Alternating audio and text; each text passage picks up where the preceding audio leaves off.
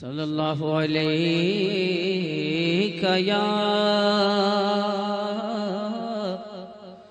یا رسول اللہ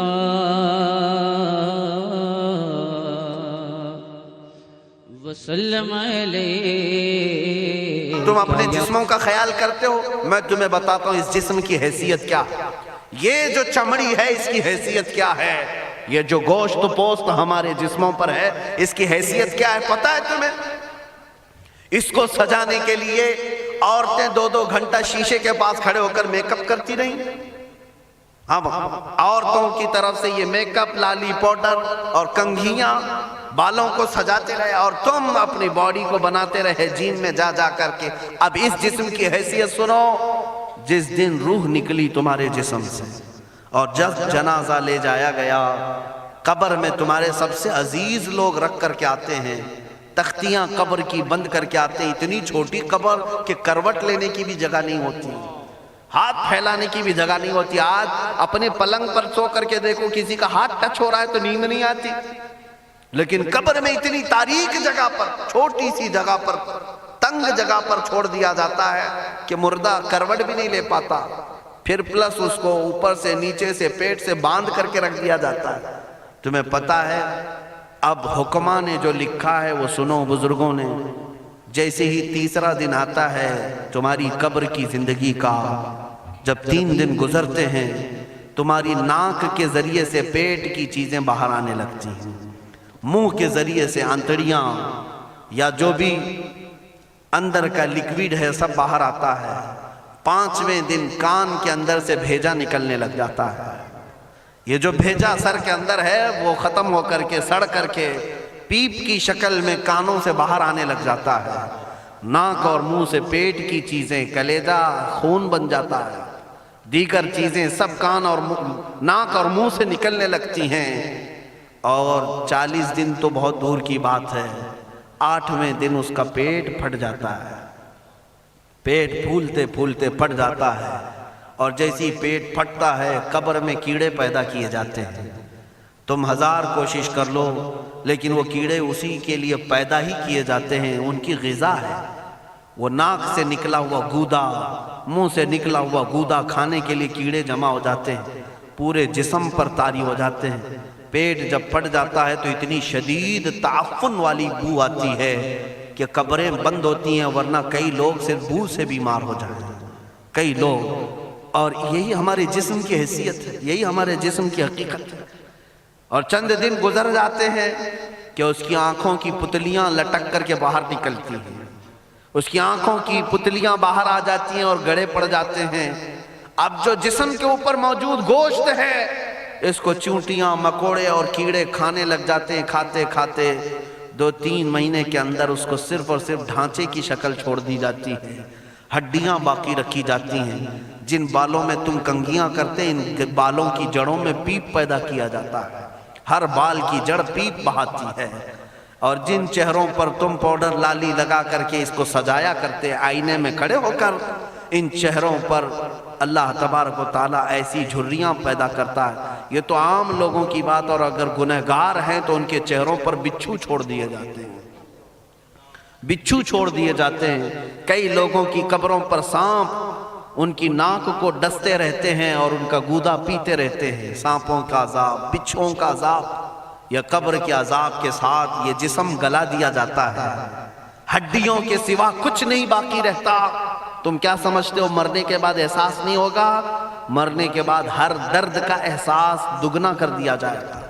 آج زندگی میں جتنا تمہیں چونٹی کاٹنے سے درد ہوتا ہے، مرنے کے بعد یہ درد 10 گنا زیادہ بڑھ جائے گا، تمہیں اور درد ہوگا، اور درد ہوگا۔ یہی جسم جو کیڑوں کی غذا بن گیا، کفن ختم ہو گیا، ہمارے جسم میں پیٹ کا گودا باہر آ گیا، آنکھوں سے کانوں سے ساری چیزیں لیکویڈ ختم کر دی گئی، بھیجا کانوں سے بہہ کر کے نکل آیا، بچا کیا ہمارے پاس؟ جس جسم کو ہم سجاتے رہے، سنوارتے رہے، اس پر ہزاروں پیسے بہاتے رہے، یہ جسم 40 دن کے اندر کیڑوں کی غذا بن گیا، سب ختم ہو گیا۔ میرے عزیزو، ہر انسان کے جسم کے ساتھ قبر یہی کرتی ہے، قبر دباتی الگ ہے، کیڑوں کا عذاب الگ ہے، بچھوؤں کا عذاب الگ ہے، لیکن یہ سب کے لیے احکام نہیں۔ کچھ وہ بھی جنازے ہیں جب یہاں سے جاتے ہیں تو ہزاروں کی آنکھوں میں آنسو چھوڑ کر جاتے ہیں، ہزاروں کی دلوں کی دھڑکن بن کر کے جاتے ہیں۔ ان کے جنازے جب جاتے ہیں تو اللہ کے ملائکہ بھی، فرشتے بھی ان کے جنازے کو اٹھانے کے لیے زمین پر آتے ہیں۔ یہ کون لوگ ہیں؟ جو اپنے سینوں میں عشق مصطفیٰ کی شمع روشن کیے ہوئے تھے، جینا چاہتے تو مصطفیٰ کے لیے، مرنا چاہتے تو مصطفیٰ کے لیے۔ فاضل بریلوی نے کیا خوب کہا، لحد میں عشق عشق رخ شہ کا داغ لے کے چلے، اندھیری رات سنی تھی چراغ لے کے چلے۔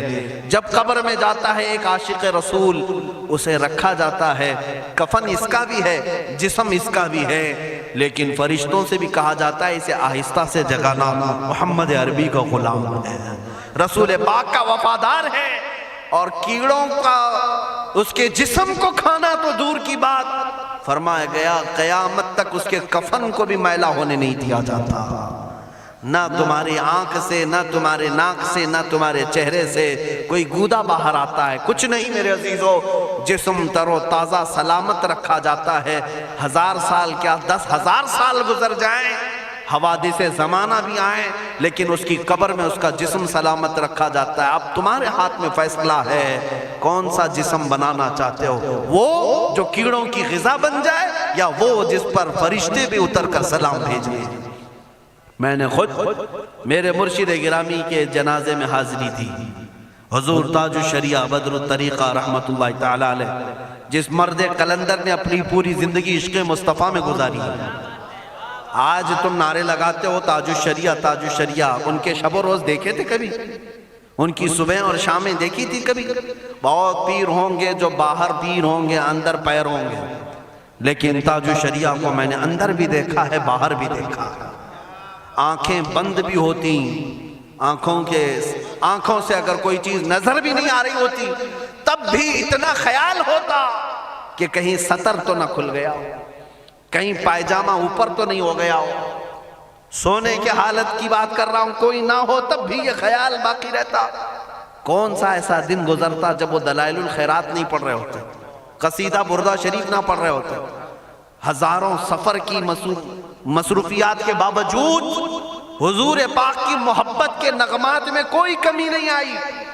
لیکن میں آج آپ کو ایک بات بتا دوں، جب انتقال ہوا وہ جمعہ کی شام تھی، اور ہمارے مردوں کو 6 گھنٹے 10 گھنٹے میں ہم کو قبرستان سپرد کرنا پڑتا، 12 گھنٹے رکھ دیں تب بھی فریج منگوانا پڑ جاتا ہے، اس کے بعد قبرستان کے حوالے کر دیں۔ میرے مرشد گرامی کے انتقال کے بعد 48 گھنٹے رکھے گئے تھے، 48 گھنٹے رکھے گئے، اور اس کے بعد جنازہ پاک کو غسل دے کر لایا گیا۔ یہ فقیر قادری جنازے کی گاڑی میں شریک رہا، حضرت کے قدم پکڑ کر کے میں قبر تک رہا۔ میں آپ کو صرف اس لیے یہ بات عرض کر رہا ہوں کہ جب گاڑی جنازے کی چلتی تھی، میں نے زندگی میں بھی حضرت کے ہاتھ پکڑ کر کے ادھر ادھر چلائے۔ حضرت کے ساتھ جب جانا ہوتا تو بازوؤں کو ہم تھامے ہوتے، ہم کیا چلاتے، ہمیں وہ خود چلا رہے ہوتے، لیکن یہ ہم برکت کے لیے پکڑے ہوتے۔ جو نرم و ملائم جسم تھا، میں نے وفات کے بعد جنازے میں کھڑا ہو کر کے دیکھا، قدموں کو پکڑ کر، نہ نرمی میں کمی آئی، نہ ملائم ہونے میں کوئی کمی تھی۔ اور جب گاڑی آگے چلتی تھی،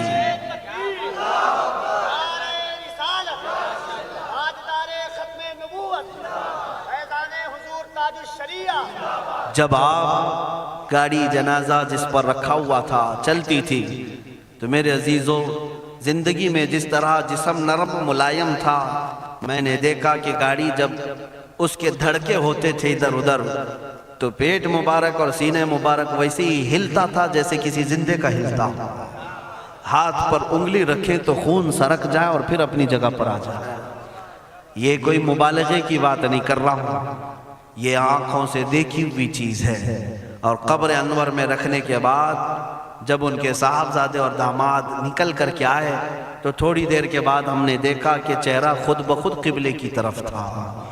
ہم اپنے مردوں کو رکھواتے ہیں لیکن اس عاشق رسول نے اپنا چہرہ پہلے سے قبلے کی طرف کر لیا۔ یہ کرامات کہیں یا زندگی کی حقیقت کہیں، حقیقی بات تو یہ ہے جو مصطفیٰ کی یاد میں جاتا ہے۔ اس نے کیا ہی خوب کہا شاعر کہ میرے جنازے پہ رونے والوں فریب میں ہو بغور دیکھو، میرے جنازے پہ رونے والوں فریب میں ہو بغور دیکھو، مرا نہیں ہو غم نبی میں لباس ہستی بدل گیا۔ ہاں، مرا نہیں ہوں غم نبی میں لباس ہستی بدل گیا ہوں۔ ان عاشقوں کا حال یہی ہوتا ہے کہ یہ مر بھی جاتے ہیں، انتقال کر بھی جاتے ہیں، تو بس لباس بدلتا ہے لیکن زندگی پہلے سے اور بلند ہوتی ہے۔ عزیزان گرامی، تمہیں اسی بات پر میں لانا چاہتا ہوں، کون سی زندگی گزارنا چاہو گے؟ کون سی زندگی؟ یا عیاشوں کی، یا نچنیوں کی، یا مجرا کرنے والوں کی، ان ظالموں کی جو جہنم کی طرف تمہیں لے جانے کے لیے تیار بیٹھے ہیں؟ چند دنوں کی عیاشی ہے، تم گانے گا کر اچھل کود کر کے اپنے نفس کو تو راضی کر سکتے ہو، لیکن رب ذوالجلال کی رضا کبھی نہیں لے سکتے۔ آج تم دنیا میں فلموں کی زندگی جی کر کے تھوڑی دیر کی خوشی تو حاصل کر سکتے ہو، لیکن قبر کی راحت کبھی نہیں لا سکتے، قبر کا سکون کبھی نہیں لا سکتے۔ قبر میں اگر سکون چاہیے تو صرف ہمارے سینوں کو ادھر حوالے کرنا ہوگا، مصطفیٰ کریم کے حوالے کرو۔ اب اپنی زندگی کو بدلنے کا وقت آ گیا۔ اے میرے عزیزو، ناموس رسالت کی حفاظت یہی ہے کہ حضور کے اخلاق کی پہلے حفاظت کی جائے، حضور کی سنتوں کی حفاظت کی جائے، حضور پاک کے نام پاک کی حفاظت کی جائے، ان کی تعلیمات، ان کے احادیث کی حفاظت کی جائے۔ جس طرح صحابہ کرام نے اپنی جانیں قربان کر کے حضور کی عزت کی حفاظت کی ہے، آج وقت آیا ہے ان ظالموں کی طرف نہ دیکھنا۔ یہ بھونک بھونک کر کے تمہیں جگا رہے ہیں، بیدار کر رہے ہیں۔ میں جواب دیتا رہوں گا انشاءاللہ، لیکن ساتھ میں ان حادثات کو اپنے لیے ایک الگ انداز سے دیکھتا ہوں۔ اگر کوئی کتا کسی مندر کے گوفے میں بیٹھ کر بھونکتا ہے اور میرے نبی پاک کی عظمت پر حملے کرتا ہے تو درد تو ہوتا ہے، لیکن ساتھ میں عقیدہ بھی تو ہمارا یہ ہے، رہے گا یوں ہی ان کا چرچا رہے گا، رہے گا یوں ہی ان کا چرچا رہے گا، پڑے خاک ہو جائیں جل جانے والے۔ یا رسول اللہ، تو گھٹائے سے کسی کے نہ گھٹا ہے نہ گھٹے گا، جب بڑھائے تجھے اللہ تعالیٰ تیرا، مٹ گئے مٹتے ہیں مٹ جائیں گے آدھا تیرے، نہ مٹا ہے نہ مٹے گا کبھی چرچا تیرا۔ یہ کتے کتاب لکھ کر کے کہتے ہیں محمد عربی کا چرتر، ان کے اخلاق، ان کے کردار برے تھے، اور ایسی کوئی چیز نہیں ہے اسلام میں جس سے امپریس ہو کر اسلام قبول کیا جانا چاہیے۔ محمد صلی اللہ علیہ وسلم کے نام کو اسلام سے ہٹا دینا چاہیے۔ ان ظالموں کو میں جواب دینا چاہتا ہوں، اے مسلمانوں، یہ تمہیں جگانے کے لیے آ رہے ہیں، یہ تمہیں بیدار کرنا چاہ رہے ہیں۔ اب اٹھو اور یہ بتاؤ تم کہاں کہاں سے میرے نبی کو مٹاؤ گے، کہاں کہاں سے؟ ارے ہمارے گھروں میں بچوں کی ولادت بھی ہوتی ہے، کان میں اگر ہم اللہ کا نام لیتے ہیں تو ساتھ میں محمد کا بھی نام ہے۔ ہمارے بچے جس دن اس دنیا میں آتے ہیں، اذان ان کے کانوں میں دی جاتی ہے تو اللہ کے نام کے ساتھ محمد کا نام بھی آتا ہی ہے۔ ہماری اذانیں، ہمارے نماز کو بلانے والی آوازیں، تم کیا مٹا پاؤ گے محمد عربی کے نام کو؟ یہ ہزاروں نہیں کروڑوں اذانیں بار بار دن میں دے دے کر کے یہ بتاتی ہیں کہ تم واللہ محمد عربی صلی اللہ علیہ وسلم کا ذکر تم کبھی الگ نہیں کر سکو گے۔ ذکر خدا جو ان سے جدا چاہو نجدی ہو، واللہ ذکر حق نہیں گنجی سقر کی ہے۔ حضور پاک کا نام کہاں سے ہٹاؤ گے؟ اذانوں سے ہٹاؤ گے، اقامت سے ہٹاؤ گے، نمازوں سے ہٹاؤ گے؟ بلکہ اقبال نے کیا ہی خوب کہا تھا، دشت میں دامن کوہسار میں میدان میں ہے۔ کہاں ہے یہ نام؟ دشت میں دامن کوہسار میں میدان میں محمد ہے، بحر میں موج کی آغوش میں طوفان میں محمد ہے، چین کے شہر مراکش کے بیابان میں محمد ہے، اور پوشیدہ ہر مسلمان کے ایمان میں محمد ہے۔ میں نے یہ تبدیل کر کے اسی لیے پڑھا ہے کہ ہر جگہ محمد ہے۔ رسول پاک صلی اللہ علیہ وسلم کو تم کہاں سے ہٹاؤ گے؟ ہمارے کروڑوں کی زندگیاں اس نام پاک پر قربان، اس نام پاک پر قربان۔ ان ظالموں کو یہ بات بتا دینا، اس نام پاک پر اللہ نے نقطہ تک نہیں رکھا ہے، محمد عربی صلی اللہ علیہ وسلم کے نام پاک پر نقطہ تک نہیں، عیب تو بہت دور کی بات ہے، اور مٹانے کی بات کرتے ہو، مٹانے کے لیے تم اس کا ایک لفظ تک نہیں مٹا پاؤ گے۔ محمد عربی اس عظیم ہستی کا نام ہے جس کی جڑیں تحت الثری میں ہیں، جس کی شاخیں اوج ثریا پر ہیں۔ حضور پاک صلی اللہ علیہ وسلم کو اللہ نے رفعنا لک ذکرک کہہ کر کے بلند فرما دیا ہے۔ کسی کے گھٹانے سے حضور کا نام کبھی نہیں گھٹے گا۔ میں عظمت مصطفیٰ کے لیے بارگاہ اعلیٰ حضرت کا سہارا لیتے ہوئے مسلمانوں تم سے یہ بات کہنا چاہوں گا، بتلا دو گستاخ نبی کو، غیرت سنی زندہ ہے، ان کے نام پہ مر مٹنے کا جذبہ کل بھی تھا اور آج بھی ہے۔ تم بھوکتے رہو میرے نبی کی شان پر، اور ہم سنی کہتے رہیں گے سب سے اعلیٰ و اولا محمد ہے، سب سے اولا و اعلیٰ محمد ہے، سب سے بالا و والا محمد ہے، دونوں عالم کا دولہا محمد ہے، اپنے مولا کا پیارا محمد ہے۔ بجھ گئی جس کے آگے سبھی مشعلیں، شمع وہ لے کر آیا محمد ہے۔ خلق سے اولیاء، اولیاء سے رسول، اور رسولوں سے اعلیٰ محمد ہے۔ ملک کونین میں انبیاء تاجدار، تاجداروں کا آقا محمد ہے، جس کے تلووں کا دھون ہے آب حیات، ہے وہ جان مسیحا محمد ہے۔ سب چمک والے اجلوں میں چمکا کیے، اندھے شیشوں میں چمکا محمد ہے۔ سارے اونچوں سے اونچا سمجھیے جسے، ہے اس اونچے سے اونچا محمد ہے۔ سارے اچھوں سے اچھا سمجھیے جسے، ہے اس اچھے سے اچھا محمد ہے۔ غم زدوں کو مزدہ دیجئے کہ ہے بے قصوں کا سہارا محمد ہے۔ میں مانتا ہوں اے عقل والو، میرا محمد خدا نہیں ہے، مگر دلوں میں یہ نقش کر لو کہ وہ خدا سے جدا نہیں ہے، کہیں پر تم الگ نہیں کر سکو گے۔ محمد صلی اللہ تعالیٰ علیہ وسلم کے نام پاک کو اللہ تعالیٰ نے ہر جگہ رقم فرمایا ہے، جنت کے دروازوں پر، عرش و کرسی لوح و قلم پر، آسمانوں کے ہر دروازے پر محمد عربی کا نام رقم ہے۔ دنیا کے ہر گوشے میں وہ نام پاک موجود ہے۔ ہو نہ یہ پھول تو بلبل کا ترنم بھی نہ ہو، چمن دہر میں کلیوں کا تبسم بھی نہ ہو نہ یہ ساقی تو میں بھی نہ ہو، خم بھی نہ ہو، بزم توحید دنیا میں نہ ہو، تم بھی نہ ہو، خیمہ افلاک کا استادہ اسی نام سے ہے، نبض ہستی تپش آمادہ اسی نام سے ہے۔ وہ جو نہ تھے تو کچھ نہ تھا، وہ جو نہ ہو تو کچھ نہ ہو، جان ہے وہ جہان کی اور جان ہے تو جہان ہے۔ بس آخر میں میرا یہی مشورہ سب سے ہے کہ محمد سے وفا تو نے تو ہم تیرے ہیں، یہ جہاں چیز ہے کیا لوح و قلم تیرے ہیں۔ اٹھو قوت عشق سے ہر پست کو بالا کر دو، دہر میں نام محمد سے اجالا کر دو۔ مولا کریم اس جلسہ پاک کو اپنی بارگاہ میں قبولیت عام عطا فرمائے۔ میں تمام حاضرین کا شکر گزار ہوں اور آپ سب کو یہ نصیحت کرتا جاتا ہوں کہ اب زمانہ تمہاری قربانیوں کے انتظار میں ہے، اور تمہاری قربانیاں اگلی نسلوں کے لیے بھی اور تمہاری آخرت کے لیے بھی رنگ لائیں گی۔ آپ قربانی دینے کے لیے تیار ہیں؟ کبھی کسی سے خوف نہیں کھائیں گے، کسی چیز سے نہیں ڈریں گے، ہم تختہ دار پر بھی چوم کر کے چڑھیں گے۔ ہاں اب میں یہی کہتا ہوں، باطل سے ہم ٹکرائیں گے ناموس رسالت کی خاطر، باطل سے ہم ٹکرائیں گے ناموس رسالت کی خاطر، ماریں گے یا مر جائیں گے ناموس رسالت کی خاطر۔